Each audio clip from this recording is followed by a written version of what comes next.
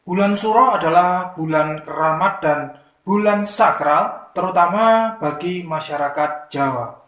Nah, kita coba akan bongkar bagaimana sejarah bulan Suro ini dan tradisi apa saja yang sakral di bulan Suro ini atau di bulan Muharram ini.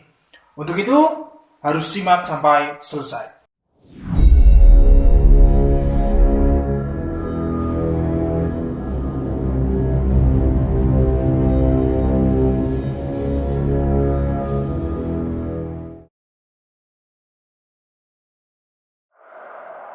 Bismillahirrahmanirrahim. Assalamualaikum warahmatullahi wabarakatuh.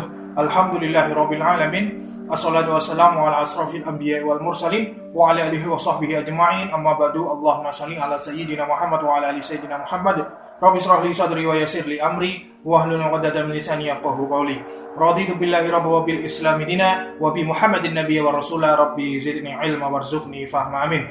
Selamat datang, selamat berjumpa kembali para pemirsa sekalian, para subscriber channel Spiritual 21, investigasi supranatural tanpa batas. Pada kesempatan kali ini kita akan membahas tentang seluk-beluk sejarah dan tradisi sakral bulan Suro ataupun bulan Muharram.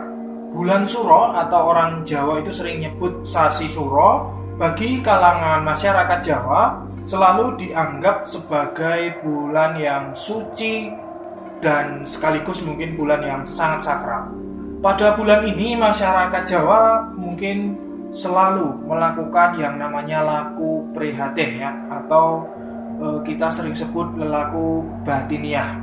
Bisa seperti semedi atau mungkin ritual doa di tempat khusus, di makam para leluhur dan di tempat-tempat keramat. Rasa sakral, perenungan serta mawas diri terhadap perjalanan laku prihatin di malam tahun baru Jawa atau bulan Muharram ini berbeda dengan tahun baru Masehi. Biasanya kalau tahun baru Masehi itu selalu diwarnai dengan keramaian, peniupan trompet, konser-konser, musik dan lain sebagainya. Akan tetapi untuk kesakralan bulan Suro atau bulan Muharram ini tidak dengan seperti itu. Mungkin ada sebuah majelis sholawat atau mungkin majelis perkumpulan zikir, dan mungkin bisa lelaku prihatin yang lain ya. Penghormatan serta perenungan diri yang sangat dalam terhadap Sang Maha Pencipta ini bahkan sampai sekarang ya masih diwujudkan dengan adanya sebuah upacara hajatan atau upacara sakral yang digelar di bulan Suro atau bulan Muharram.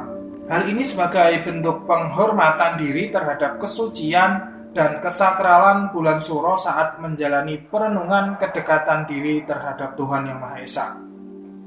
Selain itu, segala hal yang berhubungan dengan mistis ya, mungkin seperti jamasan pusaka ataupun kira pusaka, atau mungkin juga pemberian sesaji terhadap alam yang selalu dilaksanakan ya pada bulan Suro ini. Nah, tradisi seperti sesaji atau kenduri itu juga ada di tempat kami.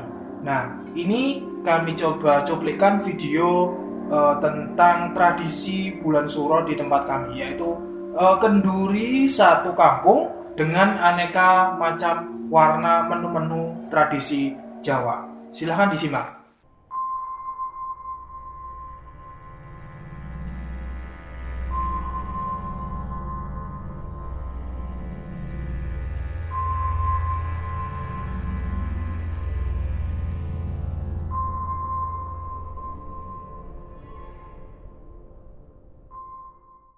Ya, itu tadi pemirsa merupakan sebuah tradisi yang ada di dukuh kami atau di desa kami, yang mungkin di lain tempat itu juga lain tradisinya.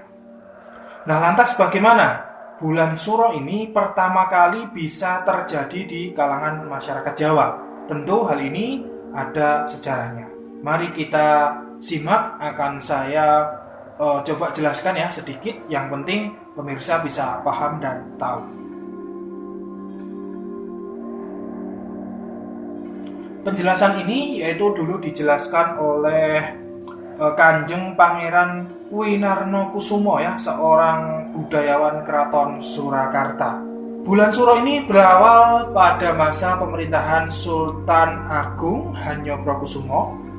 Bulan ini sebenarnya memiliki makna penyatuan untuk mempersatukan seluruh kekuatan rakyat pada saat itu ya.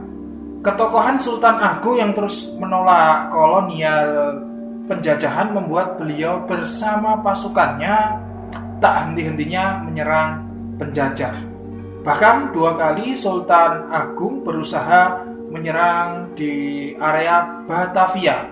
Akan tetapi semuanya gagal pemirsa. Ya, hal tersebut dikarenakan kurang bersatunya rakyat serta kurangnya persenjataan perang pada waktu itu. Oleh karena itu, sebagai salah satu raja ya, Sultan Agung ya, sebagai salah satu raja yang memiliki kekuatan untuk menyatukan seluruh rakyat Nusantara di bawah kepemimpinannya, maka Sultan Agung Hanyokrokusumo itu memiliki sebuah ide, yaitu menyatukan 2 buah penanggalan yang pada saat itu ada di dalam tatanan masyarakat Jawa pemirsa. Kepiawaian Sultan Agung menyatukan 2 buah penanggalan ini dikarenakan pada saat itu masyarakat Jawa terbagi dalam 2 buah kepercayaan yang masih lekat pada orang Jawa, yaitu Hindu dan Islam ya. Penyatuan 2 buah penanggalan ini diharapkan masyarakat Jawa itu mampu bersatu dalam satu tatanan penanggalan yang dipergunakannya sebagai pemersatu bangsa pemirsa. Masyarakat Jawa yang sebelumnya telah memiliki penanggalan tahun Saka ya, yang berasal dari Hindu, kemudian digabungkan oleh beliau Sultan Agung Hanyokrokusumo dengan tahun Hijriyah yang dibawa oleh para wali pada saat syiar Islam di Jawa.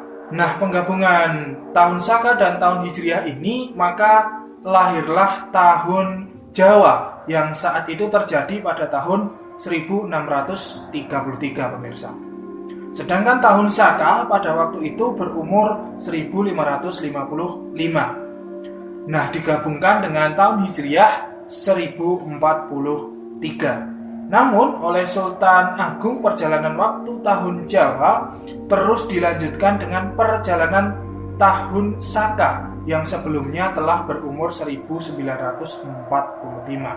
Sedangkan apabila dihitung sampai dengan sekarang, maka penanggalan Jawa ini baru berumur sekitar kisaran 394 tahun.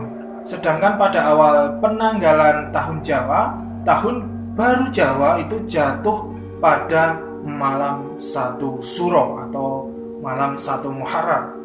Dalam bulan Suro ya, dipercaya masyarakat Jawa khususnya itu pantang untuk menggelar hajatan ya, maupun upacara tradisi lain yang berkaitan dengan keramaian, mungkin sukacita ya, seperti mungkin hajatan pengantin.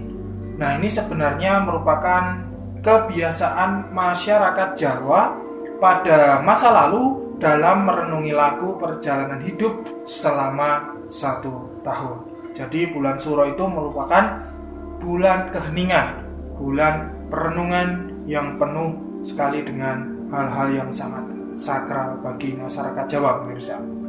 Kalau zaman dulu bentuk rasa prihatin atau lelaku prihatin, lelaku spiritual kalau kita sering sebut, itu mereka para rakyat-rakyat seperti kita ini seringkali diwujudkan dengan cara jalan kaki dari desa kemudian pergi ke Keraton Surakarta hanya untuk melihat kirap malam 1 Suro. Nah, padahal jarak dari rumah itu bisa ada yang lebih dari 30 km, mungkin juga ada yang 40-an ya.